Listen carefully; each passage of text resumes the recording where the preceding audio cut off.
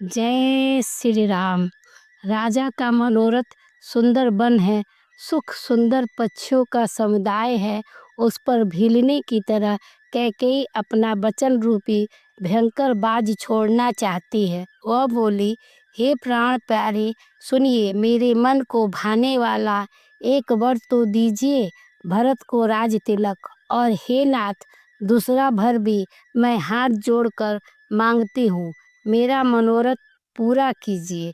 तपस्वियों के वेश में विशेष उदासीन भाव से राज और कुटुंब आदि की ओर से भली भांति उदासीन होकर विरक्त मुनियों की भांति राम 14 वर्ष तक वन में निवास करें।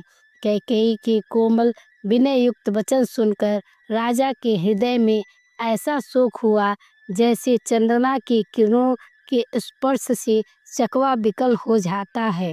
राजा सहम गए, उनसे कुछ कहते न बना, मानो बाज वन में बटेर पर झपटा हो।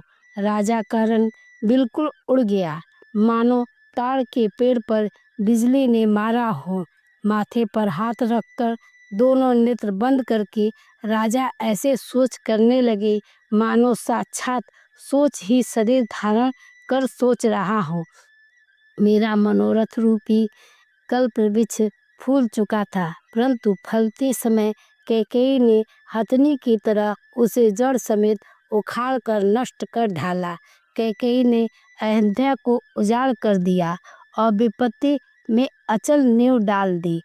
और किस अवसर पर क्या हो गया, स्त्री का विश्वास करके मैं वैसे ही मारा गया जैसे योग की सिद्धि रूपी फल मिलने के समय योगी को अविद्या नष्ट कर देती है। इस प्रकार राजा मन ही मन झिग रहे हैं। राजा को ऐसा बुरा हाल देखकर दुर्बुद्धि कैकेयी मन में बुरी तरह क्रोधित हुई और बोली, क्या भरत आपके पुत्र नहीं हैं? क्या मुझे आप दाम देकर खरीद कर लाए हैं? क्या मैं आपकी विवाहिता पत्नी नहीं हूँ, जो मेरा वचन सुनते ही आपको बारसा लगा हो? तो आप सोच समझ कर बात क्यों नहीं कहते?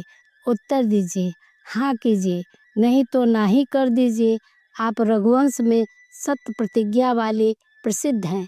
आपने ही वर देने को कहा था, अब भले ही न दीजिए, सत्य को छोड़ दीजिए और जगत में अपयश लीजिए। सत्य की बड़ी सराहना करके वर देने को कहा था, समझा था कि यह चबेना ही मांग लेगी। राजा शिबी, दधीचि और बलि ने जो कुछ कहा था, शरीर और धन त्याग कर भी उन्होंने अपने वचन की प्रतिज्ञा को निभाया। कैकेयी बहुत कड़वे वचन कह रही है, मानो जले पर नमक छिड़क रही हो। धर्म की धुरी को धारण करने वाले राजा दशरथ ने धीरज धरकर नेत्र खोले और सिर धूलकर तथा लंबी सांस लेकर इस प्रकार कहा कि इसमें मुझे बड़ा ही कठोर मारा, ऐसी कठिन परिस्थिति उत्पन्न कर दी जिससे बच निकलना कठिन हो गया है। प्रचंड क्रोध से जलती हुई कैकेयी सामने इस प्रकार दिखाई पड़ी मानो क्रोध रूपी तलवार नंगी म्यान से बाहर खड़ी हो। कुबुद्धि उस तलवार की मूढ़ है, निष्ठुरता धार है और वह कुबरी मंत्रा रूपी शान पर धरकर तेज की हुई है। राजा ने देखा कि यह बड़ी ही भयानक और कठोर है और सोचा, क्या सत्य ही मेरा जीवन लेगी? राजा अपनी छाती कड़ी करके बहुत ही नम्रता के साथ उन्होंने कैकेयी को प्रिय लगने वाली बाणी बोली, हे प्रिय, हे विदु, विश्वास और प्रेम को नष्ट करके ऐसे बुरी तरह के वचन कैसे कह रही हो? मेरे तो भरत और रामचंद्र 2 आँखें हैं, यह मैं शंकर जी को साक्षी देकर कहता हूँ। मैं अवश्य ही सवेरे दूत को भेजूंगा, दोनों भाई भरत शत्रुघ्न सुनते ही तुरंत आ जाएंगे। अच्छा दिन शुभ मुहूर्त सुधवा कर सब तैयारी करके डंका बजाकर मैं भरत को राज्य दे दूंगा। राम को राज्य का लोभ नहीं है और भरत पर उनका बड़ा ही प्रेम है। मैं ही अपने मन में बड़े छोटे का विचार करके राजनीति का पालन कर रहा था। राम को 100 बार सौगंध खाकर मैं स्वभाव से कहता हूँ कि राम की माता कौशल्या ने इस विषय में मुझसे कुछ नहीं कहा, अवश्य मैंने तुमसे बिना पूछे यह सब किया, इसी से मेरा मनोरथ खाली गया। अब क्रोध छोड़ दे, अब मंगल साज सज, कुछ ही दिनों बाद भरत युवराज हो जाएंगे। एक ही बात का मुझे दुख लगा कि तूने दूसरा वर ही बड़ी अड़चन का मांगा। उसकी आँच से अब भी मेरा हृदय जल रहा है। यह दिल लगी में, क्रोध में अथवा सचमुच ही वास्तव में सच्चा है। क्रोध को त्याग कर राम का अपराध तो बता। सब कोई तो कहते हैं कि राम बड़े ही साधु हैं, तो स्वयं भी राम की सराहना करती है और उन पर स्नेह किया करती है। अब यह सुनकर मुझे संदेह हो गया है कि तुम्हारी प्रशंसा और स्नेह कहीं झूठे तो न थे। जिसका स्वभाव शत्रु को भी अनुकूल है, वह माता के प्रतिकूल आचरण क्यों कर सकेगा। हे प्रिय, हंसी और क्रोध छोड़ दें और विवेक उचित अनुचित विचार कर वर मांग, जिससे अब मैं नित्य भर कर भरत का राज्याभिषेक देख सकूं। मछली चाहे बिना पानी के जीती रहे और सांप भी चाहे बिना मरी के दिन दुखी होकर जीता रहे, परंतु मैं स्वभाव से ही कहता हूँ, मन में जरा भी छल रख कर नहीं कि मेरा जीवन राम के बिना नहीं है। हे चतुर प्रिय जी, में समझ देख, मेरा जीवन श्री राम के दर्शन के अधीन है। राजा के कोमल वचन सुनकर दुर्बुद्धि के कई अत्यंत जल रही है, मानो अग्नि में घी की आहुतियां पड़ रही हैं। कई कहती है, आप करोड़ों उपाय क्यों न करें, यहाँ आपकी माया चालबाजी नहीं लगेगी। या तो मैंने जो मांगा है सो दीजिए, नहीं तो ना ही करके अपयस लीजिए। मुझे बहुत प्रपंच नहीं सुहाते।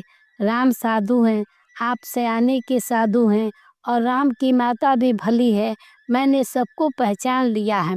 कौशल्या ने मेरा जैसा भला चाहा, मैं भी सहता करके याद रखने योग्य उन्हें वैसा ही फल दूंगी। सवेरा होते ही मुनि का वेश धारण कर यदि राम वन को नहीं जाते हैं, तो हे राजन, मन में निश्चय समझ लीजिए कि मेरा मरना ही होगा और आपका अपयश। ऐसा कहकर कुटिल कैकेयी उठ खड़ी हुई, मानो क्रोध की नदी उमड़ी हो।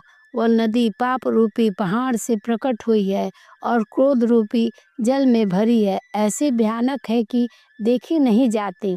दोनों वरदान उस नदी के दो किनारे हैं। कैकेयी का कठिन हठ ही उसकी तीव्र धारा है और कुबरी मंथरा के वचनों की प्रेरणा ही भंवर है।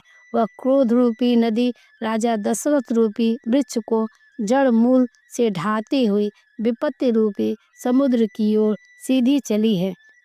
राजा ने समझ लिया कि बात सचमुच वास्तव में सच्ची है। स्त्री के बहाने ही मेरी मृत्यु सिर पर नाच रही है। तदंतर राजा ने कैकेयी के चरण पकड़कर उसे बिठाकर विनती की, तू सूर्यकुल रूपी वृक्ष की कुल्हाड़ी मत बन। तू मेरा मस्तक मान ले, मैं तुझे अभी दे दूं, पर राम के विरह में मुझे मत मार। जिस किसी प्रकार से हो तू राम को रख ले, नहीं तो जन्म भर तेरी छाती जलेगी। राजा ने देखा कि रोग असाध्य है, तब वे अत्यंत आर्तवाणी में हा राम हा राम हा रघुनाथ कहते हुए सिर पीट कर जमीन पर गिर पड़े। राजा व्याकुल हो गए, उनका सारा शरीर शिथिल पड़ गया, मानो हथनी ने कल्प वृक्ष को उखाड़ कर फेंका हो। कंठ सूख गया, मुख से बात नहीं निकलती, मानो पानी के बिना पहिना नामक मछली तड़प रही हो। कैकेयी फिर कड़वे और कठिन वचन बोली, मानो घाव में जहर भर रही हो। कहती है, जो अंत में ऐसा ही करना था तो आपने मांग मांग किस बल पर कहा था। हे राजा, ठहाका मारकर हंसना और गाल फुलाना, क्या ये दोनों एक साथ हो सकते हैं। दानी भी करना और कंजूसी भी करना, क्या राजपूती में क्षेम कुशल भी रह सकती है।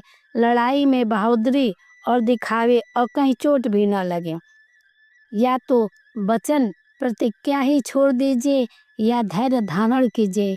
यो असहाय स्त्री की भांति रोइए पीटिए नहीं। सतवती के लिए तो शरीर, स्त्री, पुत्र, घर, धन और पृथ्वी सब तिनके के बराबर कहे गए हैं।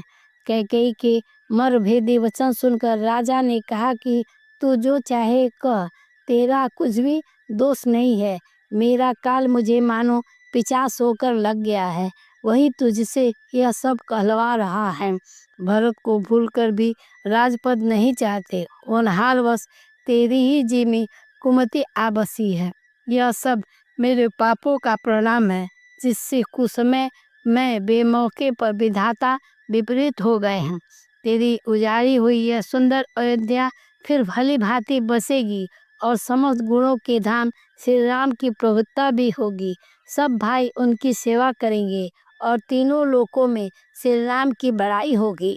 केवल तेरा कलंक और मेरा पछतावा मरने पर भी नहीं मिटेगा, यह किसी तरह नहीं जाएगा। अब तुझे जो अच्छा लगे वही कर, मुंह छिपाकर मेरी आंखों की ओट में जा बैठ, अर्थात मेरे सामने से हट जा, मुझे मुंह न दिखा। मैं हाथ जोड़कर कहता हूँ कि जब तक मैं जीता रहूं तब तक फिर कुछ न कहना, अर्थात मुझसे न बोलना। अरे अभागिनी, तू अंत में पछताएगी, जो तू नहारू के लिए गाय को मार रही है। राजा करोड़ों प्रकार से बहुत तरह से समझा कर और कहकर कि तू क्यों सर्वनाश कर रही है, पृथ्वी पर गिर पड़े, पर कपट करने में चतुर कैकेयी कुछ बोलती नहीं, मानो मौन होकर मसान जगा रही हो। राजा राम राम रट रहे हैं और ऐसे व्याकुल हैं जैसे कोई पक्षी पंख के बिना बेहाल हो। वे अपने हृदय में मनाते हैं कि सवेरा ही न हो और कोई जाकर श्री रामचंद्र जी से यह बात न कहे। हे रघुकुल के गुरु, सवेरे मूल पुरुष सूर्य भगवान आप अपना उदय न करें। अयोध्या को बेहाल देकर आपको हृदय में बड़ी पीड़ा होगी। राजा की प्रतिज्ञा और कैकेयी की निष्ठुरता दोनों को ब्रह्मा ने सीमा तक रचकर बनाया है, अर्थात राजा प्रेम की सीमा है और कैकेयी निष्ठुरता की। विलाप करते करते ही राजा को सबेरा हो गया। राजद्वार पर बीड़ा, बांसुरी और शंख की ध्वनि होने लगी। भाट लोग बिरादोली पढ़ रहे हैं और गवेरे गुणों का गान कर रहे हैं। सुनने पर राजा को वे बाण जैसे लगते हैं। राजा को ये सब मंगल साज कैसे नहीं सुहा रहा है, जैसे पति के साथ सती होने वाली स्त्री को आभूषण। श्री रामचंद्र जी के दर्शन की लालसा और उत्साह के कारण उस रात्रि किसी को भी नींद नहीं आई। राजद्वार पर मंत्री और सेवकों की भीड़ लगी है। वे सब सूर्य के उदय हुआ देखकर कहते हैं कि ऐसा कौन सा विशेष कारण है कि अवधपति दशरथ जी अभी तक नहीं जागे। राजा नित्य ही रात के पिछले पहर जाग जाया करते हैं, किंतु हमें बड़ा आश्चर्य हो रहा है। हे सुमंत्र, जाओ जाकर राजा को जगाओ, उनकी आज्ञा पाकर हम सब काम करेंगे। तब सुमंत्र रावले राजमहल में गए, पर महल की भयानक देखकर वे जाते हुए डर रहे थे। ऐसा लगता है मानो दौड़कर काट खाएगा। उसकी ओर देखा भी नहीं जाता, मानो विपत्ति और विषाद ने वहां डेरा डाल रखा है। पूछने पर कोई जवाब नहीं देता। वे उस महल में गए जहां राजा और कैकेयी थे। जय जीव कहकर सिर नवाकर वंदना करके बैठे और राजा की दशा देखकर वे सूख ही गए। देखा कि राजा सोच से व्याकुल हैं, चेहरे का रंग उड़ गया है, जमीन पर ऐसे पड़े हैं मानो कमल के जल छोड़कर जड़ से उखाड़ मुरझाया पड़ा हो। मंत्री मारे डर के कुछ पूछ नहीं सकते। तब अशुभ से भरी हुई अशुभ से विहीन कैकेयी बोली, राजा को रात भर नींद नहीं आई, इसका कारण जगदीश्वर ही जाने।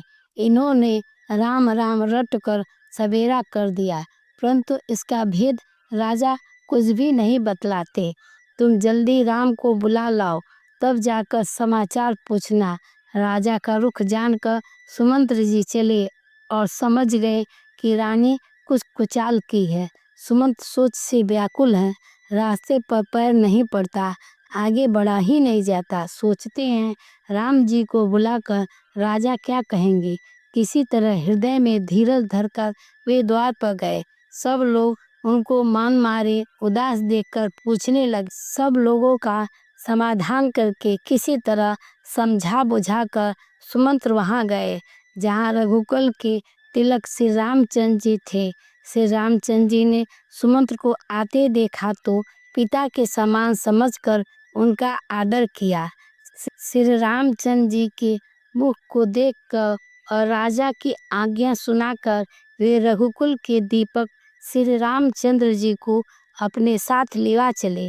श्री रामचंद्र जी मंत्री के साथ बुरी तरह से बिना किसी लवाजमे के जा रहे हैं। यह देखकर लोग जहाँ तहाँ विषाद कर रहे हैं।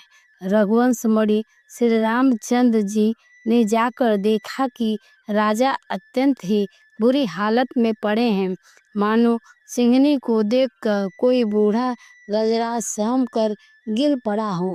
राजा के ओठ सूख रहे हैं और सारा शरीर जल रहा है, मानो मणि के बिना सांप दुखी हो रहा हो। पास ही क्रोध से भरी कैकेयी को देखा, मानो साक्षात मृत्यु ही बैठी है, राजा के जीवन की अंतिम घड़ियां गिन रही हो। श्री रामचंद्र जी का स्वभाव कोमल और करुणामय है। उन्होंने अपने जीवन में पहली बार यह दुख देखा। इससे पहले कभी भी उन्होंने दुख सुना भी न था, तो भी समय का विचार करके हृदय में धीरज धरकर उन्होंने मीठी वचनों में माता कैकेयी से पूछा, हे माता, मुझे पिताजी के दुख का कारण कहो, ताकि जिससे उनका निवारण हो सके, दुख दूर हो सके, वह यत्न किया जाए। कैकेयी ने कहा, हे राम, सुनो, सारा कारण यही है कि राजा का तुम पर बहुत स्नेह है। इन्होंने मुझे 2 वरदान देने को कहा था। मुझे जो कुछ अच्छा लगा वही मैंने मांगा। उसे सुनकर राजा के हृदय में सोच हो गया है, क्योंकि ये तुम्हारा संकोच नहीं छोड़ सकते। इधर तो पुत्र का स्नेह है और उधर वचन। राजा इस धर्म संकट में पड़ गए हैं। यदि तुम कर सकते हो तो राजा की आज्ञा सिरोधार्य करो और इनके कठिन क्लेश को मिटाओ। कैकेयी बेधड़क बैठी ऐसी कड़ी वाणी कह रही है, जिसे सुनकर स्वयं कठोरता भी अत्यंत व्याकुल हो उठी। जीव धनुष है, वचन बहुत से तीर हैं और मानो राजा ही कोमल निशान के समान हैं। इस सारे साज समान के साथ मानो स्वयं कठोरपन श्रेष्ठ वीर का शरीर धारण करके धनुष विद्या सिखा रहा हो।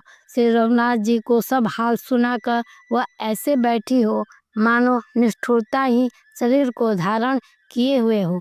सुरकुल के सूर्य स्वाभाविक ही आनंद निधान श्री रामचंद्र जी मन में मुस्कुराकर सब दूसरों से रहित ऐसे कोमल और सुंदर वचन बोले, जो मानो वाणी के ही भूषण ही थे। हे माता, सुनो, पुत्र वही बड़भागी है जो पिता माता के वचनों का अनुरागी पालन करने वाला है। आज्ञा पालन के द्वारा माता पिता को संतुष्ट करने वाला पुत्र हे जननी सारे संसार में दुर्लभ है।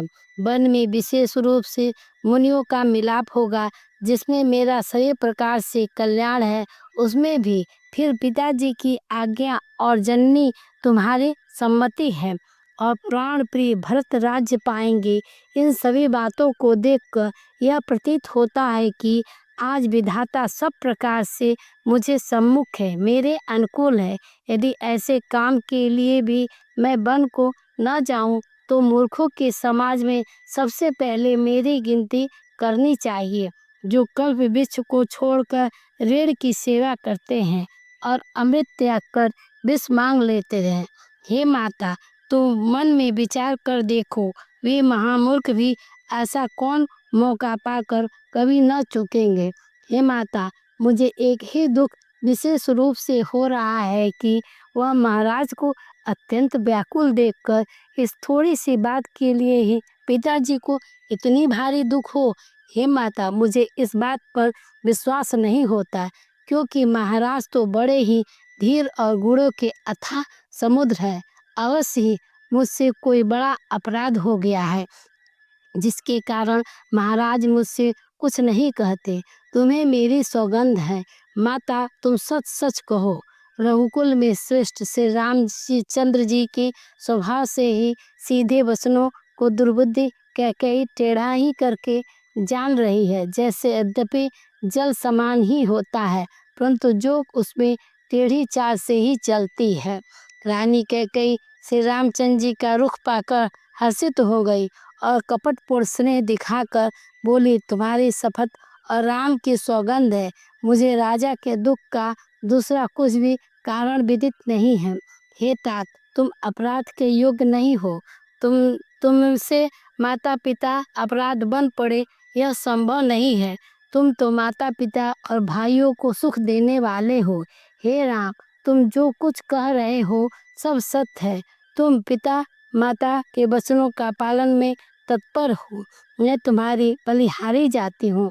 तुम पिता को समझा कर वही बात कहो जिससे चौथेपन बुढ़ापे में इनका अपयश न हो।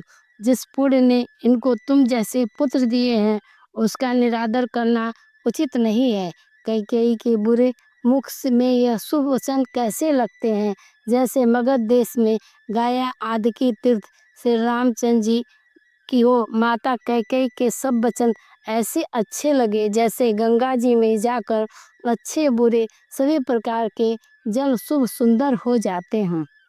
इतने में राजा की मूर्छा दूर हुई। उन्होंने राम का स्मरण करके राम राम कहकर फिर करवट ली। मंत्री ने श्री रामचंद्र जी का आना कहकर समय अकुल विनती की।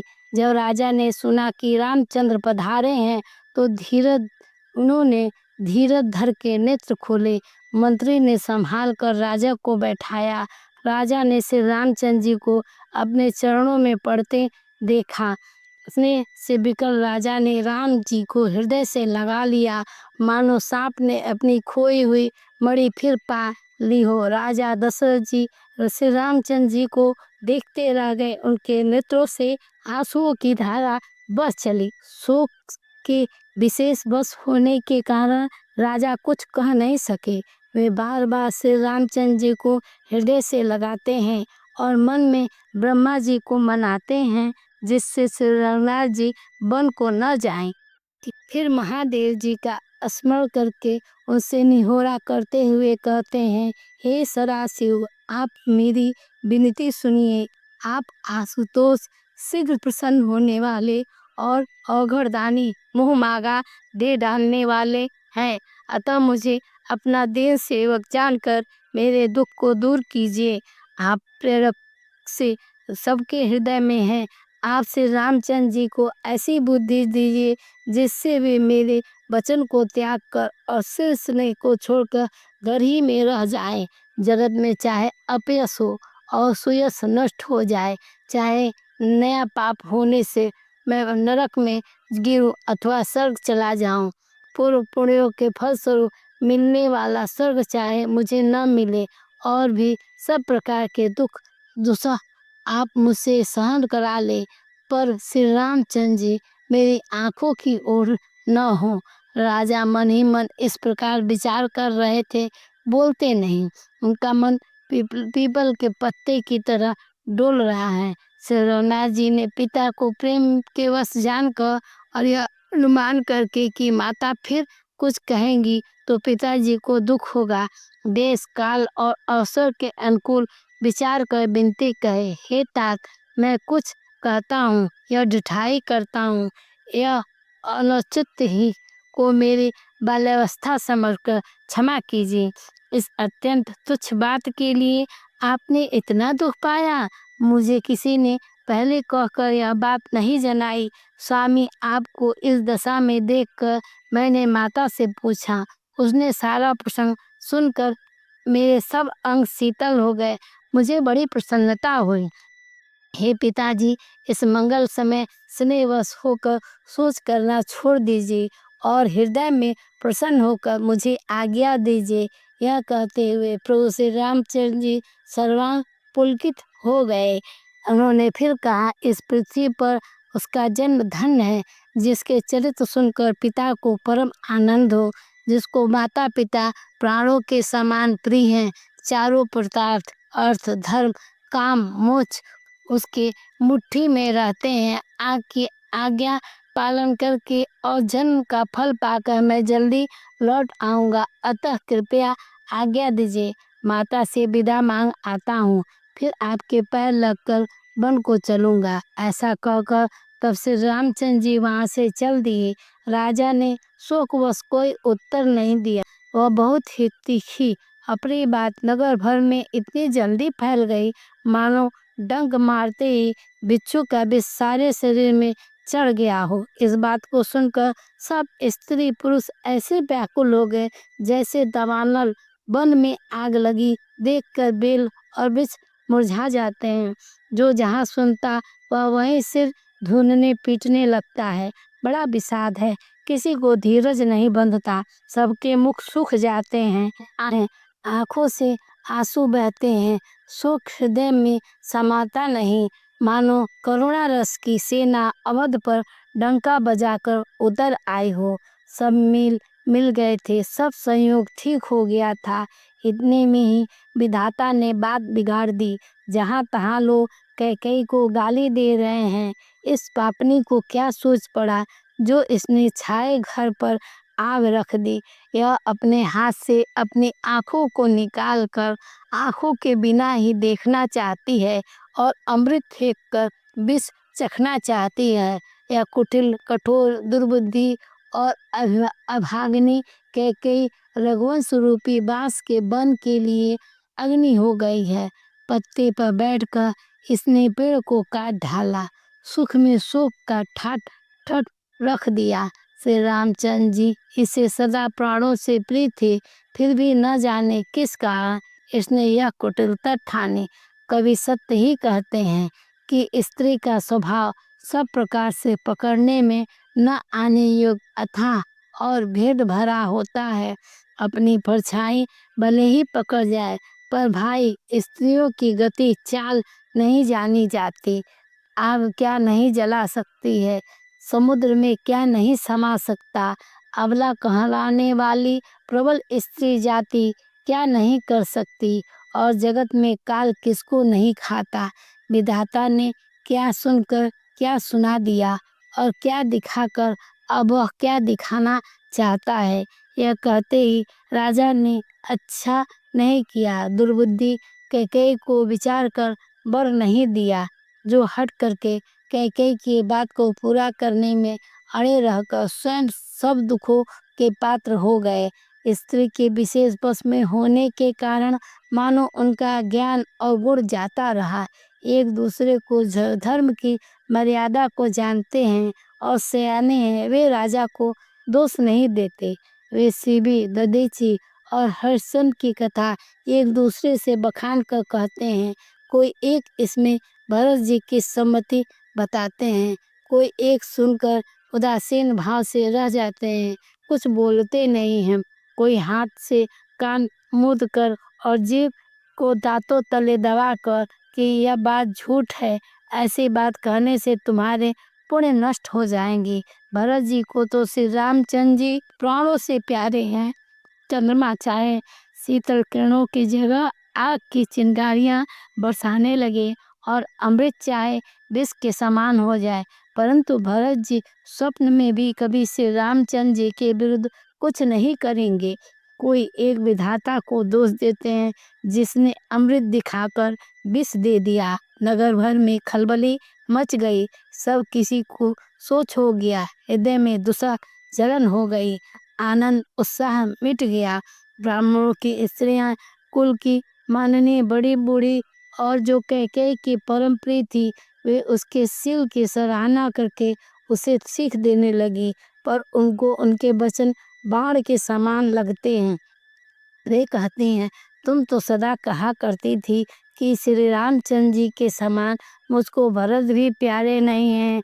इस बात को सारा जगत जानता है। श्री रामचंद्र जी तो तुम स्वाभाविक स्नेह करती रही हो, आज किस अपराध से उन्हें बन देती हो। तुमने कभी स्वतिया दाह नहीं किया। सारा देश तुम्हारे प्रेम और विश्वास को जानता है। अब कौशल्या ने तुम्हारा कौन सा बिगाड़ कर दिया जिसके कारण तुमने सारे नगर पर वज्र गिरा दिया। क्या सीता जी अपने पति श्री रामचंद्र जी का साथ छोड़ कर देंगी? क्या लक्ष्मण जी श्री रामचंद्र जी के बिना रह सकेंगे? क्या भरत जी श्री रामचंद्र जी के बिना अयोध्यापुरी का राज भोग सकेंगे? और क्या राजा श्री रामचंद्र जी के बिना जीवित रह सकेंगे? अर्थात न सीता जी यहाँ रहेंगी, न लक्ष्मण जी रहेंगे, न भरत जी राज करेंगे और न राजा ही जीवित रहेंगे। सब उजाड़ हो गया। हृदय में ऐसा विचार कर क्रोध छोड़ दो, शोक और कलंकनी की कोठी मत बनो। भरत को अवश्य राजपद दो, पर श्री रामचंद्र जी को वन में क्या काम है? श्री रामचंद्र जी राज्य के भूखे नहीं हैं। वे धर्म की धुरी को धारण करने वाले और विषय रस से रूखे है, अर्थात उनमें विषाक्ति है ही नहीं। इसलिए तुम यह शंका न करो कि श्री रामचंद्र जी वन न गए तो भरत के राज्य में विघ्न करेंगे। इतने पर भी मन न माने तो तुम राजा से दूसरा ऐसा यह वर ले लो कि श्री राम घर छोड़कर गुरु के घर रहे। जो तुम हमारे कहने पर न चलेगी तो तुम्हारे हाथ कुछ भी न लगेगा। यदि तुमने कुछ हंसी की हो तो उसे प्रकट करके जना दो कि मैंने दिल लगी की है। राम सरी का पुत्र क्या वन में योग्य है? यह सुनकर लोग तुम्हें क्या कहेंगे? जल्दी उठो और वही उपाय करो जिस उपाय से इस शोक और कलंक का नाश हो।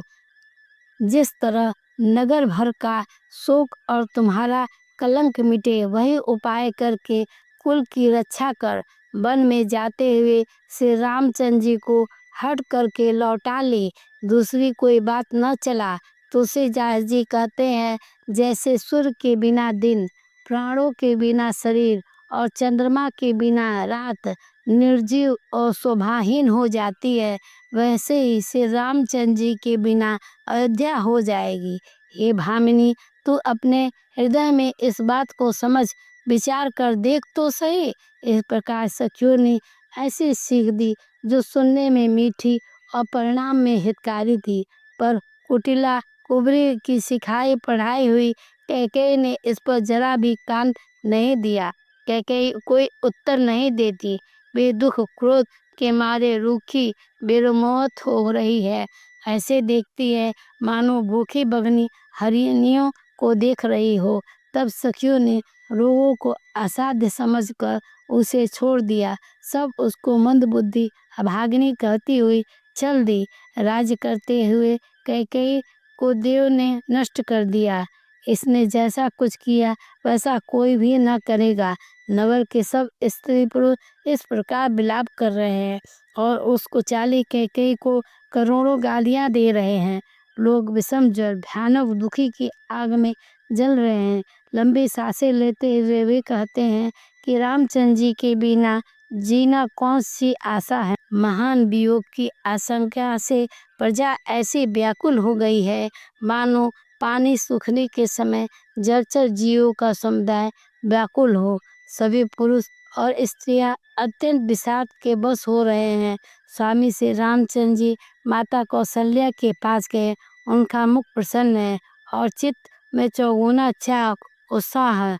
यह सोच मिट गया कि राजा कहीं न रख ले। श्री रामचंद्र जी को राज तिलक की बात सुनकर विषाद हुआ था कि सब भाइयों को छोड़कर बड़े भाई मुझको ही राज तिलक क्यों होता है। अब माता कैकेयी की आज्ञा और पिता की मौन सम्मति पाकर वह सोच मिट गया। श्री रामचंद्र जी का मन नए पकड़े हुए हाथी के समान और राज तिलक उस हाथी के बांधने की कांटेदार लोहे की बेड़ी समान बन जाना है। यह सुनकर अपने को बंधन से छुटा जानकर उनके हृदय में आनंद बढ़ गया। रघुकुल तिलक श्री रामचंद्र जी दोनों हाथ जोड़कर आनंद के साथ माता के चरणों में सिर नवाया। माता ने आशीर्वाद दिया, अपने हृदय से लगा लिया और उन पर गहने तथा कपड़े ने छावर कर दिए। माता बार बार श्री रामचंद्र जी का मुख चूम रही है। नेत्रों में प्रेम का जल भर आया है और सब अंग पुलकित हो गए हैं। श्री राम को अपनी गोद में बैठाकर फिर हृदय से लगा लिया।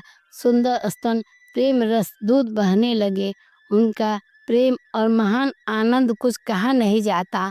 मानो कंगाल ने कुबेर का पद पा लिया। वो बड़े आदर्श के साथ सुंदर मुख देखकर माता मधुर वचन में बोली, हे तात माता बलिहारी जाती हैं, कहो वह आनंद मंगल करे लग्न कब है, जो मेरे पुण्य शील और सुख की सुंदर सीमा है, जन्म लेने के लाभ की बढ़ता अवधि है तथा जिस लग्न को सभी स्त्री पुरुष अत्यंत व्याकुलता से इस प्रकार चाहते हैं, जिस प्रकार प्यासे से चातक को चातकी शरद ऋतु के सामने स्वाति नक्षत्र की वर्षा चाहते हैं। हे तात मैं बलैया लेती हूँ, तुम जल्दी नहा लो और जो मन भावे कुछ मिठाई खा लो भैया, तब पिता के पास जाना, बहुत देर हो गई है। माता बलिहारी जाती है। माता के अंतर अनुकूल वचन सुनकर जो मानव स्नेह रूपी कल्प वृक्ष फूले थे, वह सुख रूपी मकरंद रस पुष्प रस में भरे थे और श्री राजलक्ष्मी के मूल थे। ऐसे वचन रूपी फूलों को देखकर श्री रामचंद्र जी का मन रूपी भौरा उन पर नहीं भूला। धर्मधुरी श्री रामचंद्र जी ने धर्म की गति को जानकर माता से अत्यंत कोमल बाणी में कहा, हे माता, पिताजी ने मुझको वन का राज दिया है, जहाँ सब प्रकार से मेरा बड़ा काम बनने वाला है। हे माता, तू प्रसन्न मन से मुझे आज्ञा दे, जिससे मेरी वन यात्रा में आनंद मंगल हो। मेरे स्नेहवश भूल कर भी डरना नहीं। हे माता, तेरी कृपा से आनंद ही होगा। 14 वर्ष वन में रहकर पिताजी के वचन को प्रणामित कर मैं लौट कर तेरे चरणों का दर्शन करूँगा। तू मन में मलान दुखी न कर। रघुकुल में श्रेष्ठ श्री रामचंद्र जी ये बहुत ही नम्र और मीठे वचन माता के हृदय में बाणों के समान लगे और कसकने लगे। उस शीतल बाणी को सुनकर कौशल्या वैसे ही सहम कर सूख गई, जैसे बरसात का पानी पड़ने पर जवासा सूख जाता है। हृदय का विषाद कुछ कहा नहीं जाता, मानो सिंह की गर्जना सुनकर हिरनी बिकल गई हो। नेत्रों में जल भर आया, शरीर थर थर कांपने लगा, मालूम मछली माजा पहली वर्षा का फेन खाकर बदहवास हो गई है। धीरज धर कर पुत्र का मुख देखकर माता गदगद वचन कहने लगी, हे ता, तुम तो पिताजी के प्राणों के समान की हो। तुम्हारे चरित्र को देखकर वे नित्य प्रसन्न होते हैं। राज देने के लिए उन्होंने ही शुभ दिन सुधवाया था, फिर अब किस अपराध से बन जाने को कहा है। हे तात, मुझे इसका कारण सुनाओ। सूर्यवंश रूपी वन के जलाने के लिए अग्नि कौन हो गया है। तब श्री रामचंद्र जी का रुख देखकर मंत्री के पुत्र ने सब कारण समझा कर कहा। उस प्रसंग को सुनकर वे गूंगी जैसी चुप रह गई। उनकी दशा का वर्णन नहीं किया जा सकता। न रखी सकती थी, न यह कह सकती थी कि बन चले जाओ। दोनों ही प्रकार से हृदय में बड़ा भारी संताप हो रहा था। मन में सोचती हैं कि देखो, विधाता की चाल सदा सबके लिए टेढ़ी होती है।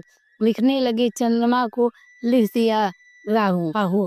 धर्म और स्नेह दोनों ने कौशल्या जी की बुद्धि को घेर लिया। उनकी दशा साफ सुंदर किसी हो गई। वे सोचने लगी, यदि मैं अनुरोध हट करके पुत्र को रख लेती हूँ तो धर्म जाता है और भाइयों में विरोध होता है, और यदि बन जाने को कहती हूँ तो बड़ी हानि होती है। इस प्रकार के धन संकट में पड़कर रानी विशेष रूप से सोच के बस में हो गए। फिर बुद्धिमती कौशल्या जी स्त्री धर्म को समझाकर फिर राम तथा भरत दोनों पुत्रों को समान जानकर सरल स्वभाव वाली श्री रामचंद्र जी की माता बड़ा धीरज धरकर वचन बोली, हे तात, मैं बलिहारी जाता हूँ। तुमने अच्छा किया। पिता की आज्ञा पालन करने का ही सब धर्मों का शिरोमणि धर्म है। राज्य देने को कहकर बन दे दिया, उनका मुझे लेस मात्र भी दुख नहीं है। दुख तो इस बात का है कि तुम्हारे बिना भरत को, महाराज को और प्रजा को बड़ा भारी कलेश होगा। हे ता, केवल पिताजी की आज्ञा हो तो माता को पिता से बड़ी जानकर वन को मत जाओ, किंतु यदि पिता माता दोनों ने वन जाने को कहा हो तो वन तुम्हारे लिए सैकड़ों अयोध्या के समान है। वन के देवता तुम्हारे पिता होंगे और वन देवियाँ माता होंगी। मय के पशु पक्षी तुम्हारे चरण कोमल के सेवक होंगे। राजा के लिए अंत तो वनवास करना उचित ही है। केवल तुम्हारी सुकुमार अवस्था देखकर हृदय में दुख होता है। हे रघुवंश के तिलक, वन बड़ा भाग्यवान है और अवध अभागी है जिसे तुमने त्याग दिया। हे पुत्र, यदि मैं कहूँ कि मुझे भी साथ ले चलो तो तुम्हारे हृदय में संदेह होगा कि माता इसी बहाने मुझे रोकना चाहती हैं। हे पुत्र, तुम सभी के परम प्रिय हो, प्राणों के प्राण और हृदय के जीवन हो। वही प्राणाधार तुम कहते हो कि माता मैं बन जाऊं, और मैं तुम्हारे वचनों को सुनकर बैठी पछताती हूँ। यह सोचकर झूठा स्नेह बढ़ाकर मैं हट नहीं करती। बेटा मैं बलैया लेती हूँ, माता का नाता मानकर मेरी शुद्ध भूल न जाना। हे गोसाई, सब देव और पितर तुम्हारी वैसे ही रक्षा करे जैसे पलकें आँखों की रक्षा करती हैं। तुम्हारे वनवास की अवधि 14 वर्ष जल है, प्रियजन और कुटुंबी मछली है। तुम दया की खान और धर्म की धुरी को धारण करने वाले हो। ऐसा विचार कर वही उपाय करना जिससे सबके जीते थी तुम आ मिलो। मैं बलिहारी जाती हूँ, तुम सेवकों, परिवार वालों और नगर भर को अनाथ करके सुखपूर्वक वन को जाओ। आज सबके पुण्यों का फल पूरा हो गया, कठिन काल हमारे विपरीत हो गया। इस प्रकार बहुत विलाप करके और अपने को परम अभागने जानकर माता श्री रामचंद्र जी के चरणों में लिपट गए। हृदय में भयानक दुसह संताप छा गया। उस समय के बहुविधि विलाप का वर्णन नहीं किया जा सकता। श्री रामचंद्र जी ने माता को उठाकर हृदय से लगा लिया और फिर कोमल वचन कहकर उन्हें समझाया। उसी समय यह समाचार सुनकर सीता जी अकला उठी और सास के पास जाकर उनके दोनों चरण कमलों के बंधा कर सिर नीचा करके बैठ गई। सास ने कोमल वाणी से आशीर्वाद दिया। वे सीता जी को अत्यंत सुकुमारी देखकर व्याकुल हो गई। रूप की राशि और पति के साथ पवित्र प्रेम करने वाली सीता जी नीचा मुख किए बैठी सोच रही थी। जीवन नाथ, प्राणनाथ वन को चलना चाहते हैं। देखे किस पुण्यवान से उनका साथ होगा। शरीर और प्राण दोनों साथ जाएंगे या केवल प्राण ही इनके साथ होगा। विधाता की करनी कुछ जानी नहीं जाती। सीता जी अपने सुंदर चरणों के नखों को से धरती कुदेर रही हैं। ऐसा करते समय नुपुरों की जो मधुर शब्द हो रही है, कवि उसका इस प्रकार वर्णन करते हैं कि मानो प्रेम के वश होकर नुपुर यह विनती कर रहे हैं कि सीता जी के चरण कभी हमारा त्याग न करें। सीता जी सुंदर नेत्रों से जल बहा रही हैं। उनकी यह दशा देखकर श्री राम जी की माता कौसल्या जी बोली, हे तात सुनो, सीता अत्यंत ही सुकुमारी है तथा सास ससुर और कुटुंबी सभी को प्यारी है।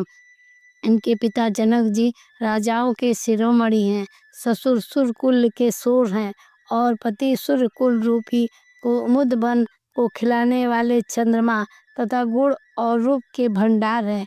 फिर मैंने रूप की राशि, सुंदर गुण और शील वाली प्यारी पदवधू पाई है। मैंने इन जननी के आँखों में की पुतली बनाकर इनसे प्रेम बढ़ाया है और अपने प्राण इनमें लगा रखे हैं। इन्हें कल्पलता के समान मैंने बहुत तरह से बड़े लाड चाव के साथ स्नेह रूपी जल से सींचकर पाला है। अब इस लता के फूलने फलने का समय विधाता बाम हो गए। कुछ जाना नहीं जाता कि इसका परिणाम क्या होगा। सीता ने पलंग के ऊपर, गोद में और हिंडोले को छोड़कर कठोर पर पृथ्वी पर कभी पैर नहीं रखा। मैं सदा संजीवनी जड़ी के समान इनकी रखवाली करती रही हूँ। कभी दीपक की बाती को भी हटाने को नहीं कहती। वही सीता अब तुम्हारे साथ वन चलना चाहती है। हे रघुनाथ, उसे क्या आज्ञा होती है। चंद्रमा की किरणों का रस अमृत चाहने वाली चकोरी सूर्य की ओर आँख किस तरह मिला सकती है। हाथी, सिंह, राक्षस आदि अनेक दुष्ट जीव जंतु वन में विचरते रहते हैं। हे पुत्र, क्या विष की वाटिका में सुंदर संजीवनी बूटी शोभा पा सकती है। वन के लिए तो ब्रह्मा जी ने विशेष सुख को न जानने वाली कोल भीलों की लड़कियों को रचा है, जिसका पत्थर के कीड़े जैसा कठोर स्वभाव है। उन्हें वन में कभी कलेश नहीं होता। अतः तपस्वियों की स्त्रियां वन में रहने योग्य हैं, जिन्होंने तपस्या के लिए सब भोग त्यज दिया है। हे पुत्र, जो तस्वीर के बंदर को देखकर डर जाती हैं, वे सीता वन में किस तरह रह सकेंगी। दया सरोवर के कमल वन में विचरण करने वाली हंसनी क्या गौरवे में रहने योग्य है। ऐसा विचार कर जैसी तुम्हारी आज्ञा हो, मैं जानकी को वैसी ही शिक्षा दूं। माता कहती हैं, यदि सीता घर में रहे तो मुझको बहुत सहारा हो जाए। श्री रामचंद्र जी ने माता की प्रिय वाणी को सुनकर, जो मानो शील स्नेह रूपी अमृत से सनी थी, विवेक और प्रिय वचन कहकर माता को संतुष्ट किया। फिर वन के गुण दोष प्रकट करके वे जानकी जी को समझाने लगे। इस प्रकार से 14वां विश्राम हुआ। जय श्री राम, जय श्री राम।